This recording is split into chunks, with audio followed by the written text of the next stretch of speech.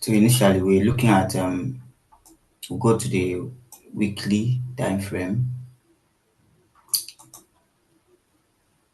to derive our point of interest. Yeah.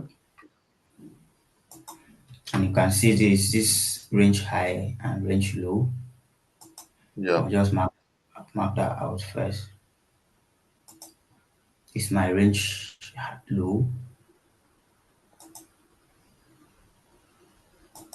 and this is my range high.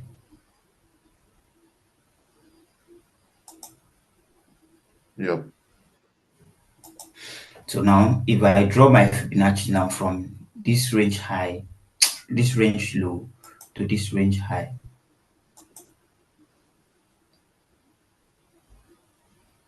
Yeah.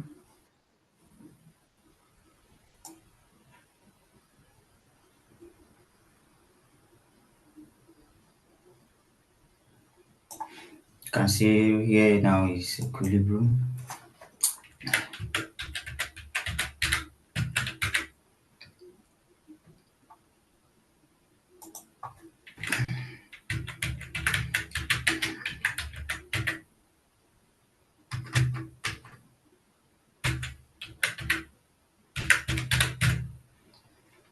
And now this was a fair value gap, the weekly fair value gap we wanted to see price Yeah. tap into.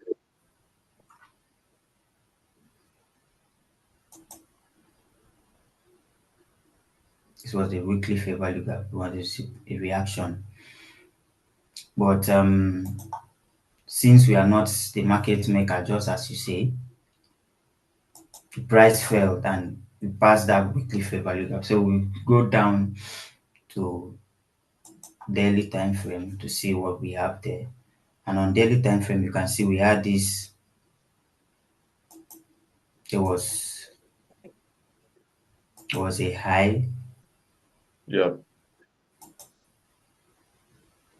and a low, which broke. After we had this last down close candle, we broke structure right here. Yeah. Yes, and you Exactly. see how price came back and retested on this high. Yeah. And where we have this high, we still have a daily fair value gap there. A Yeah. daily fair value gap. So I'll just mark that zone out.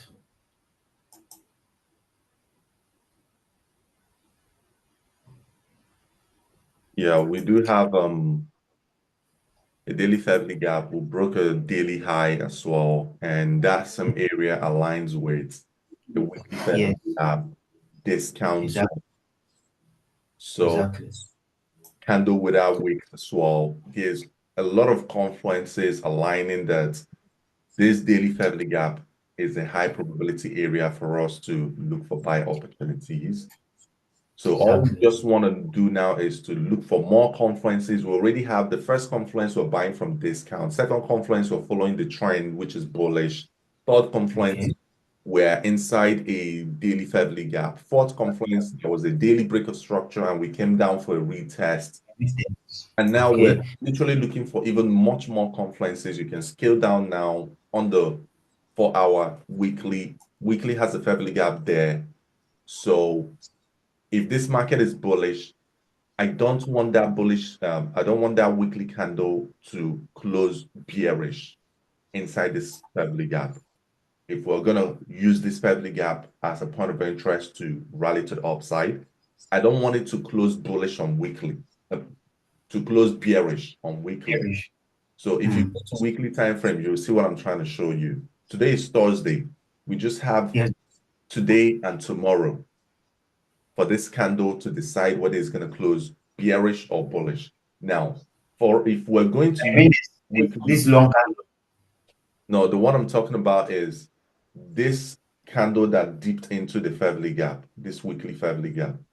The Okay. candle that dipped into that weekly family gap, you can see it right.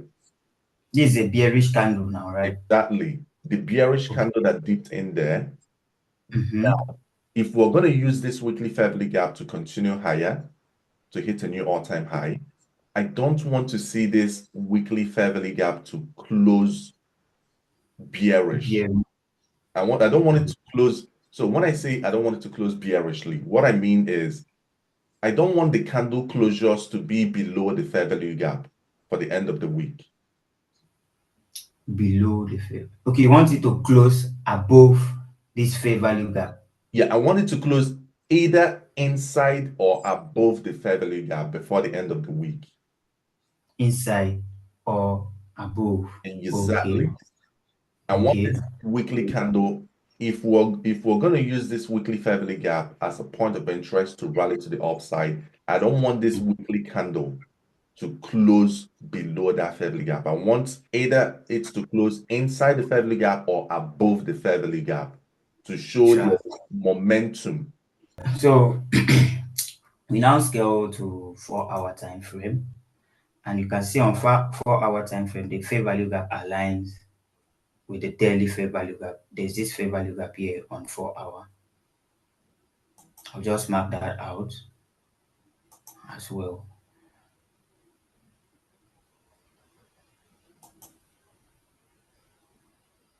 Now, all I want to see from this key level is a 15 minutes break of structure to buy.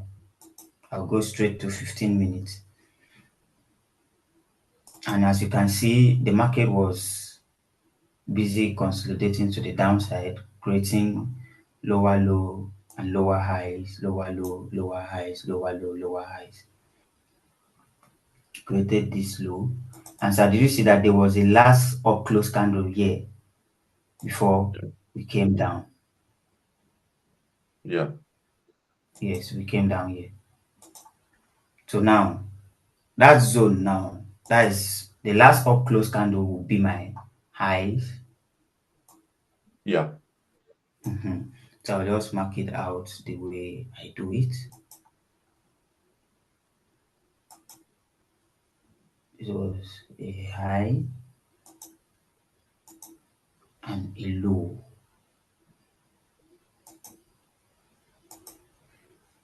And you can see how we broke structure right here.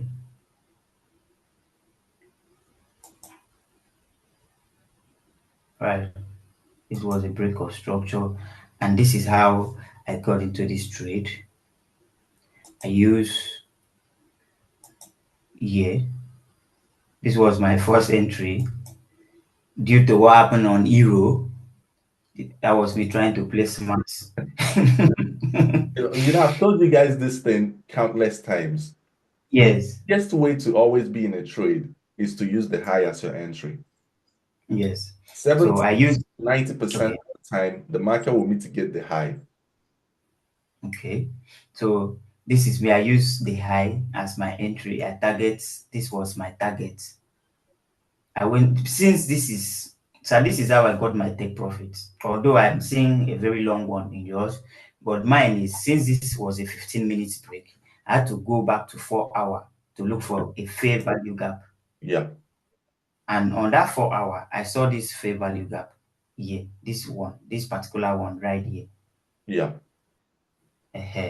So that is where I now use as my first take profit position. This place, this zone here, this fair value gap. Let me just mark it out. yeah. And that's a very perfect area to use as your take profits. Yes. So this area was my take profit position. Yeah, wow. I don't want to mark it too big. Yeah, Yes, so that everything will not be too jam packed. So that was it. That's my trade. Then, as a smart guy too, I thought of okay after this break of structure because I remember you told me something on gold yeah, that anytime gold break a structure, it's likely to come back for a retest, and that retest might be most times a fair value gap. So I now use this fair value gap now. So this one now you're seeing down here yeah. as yes as another entry. You understand now? Yeah.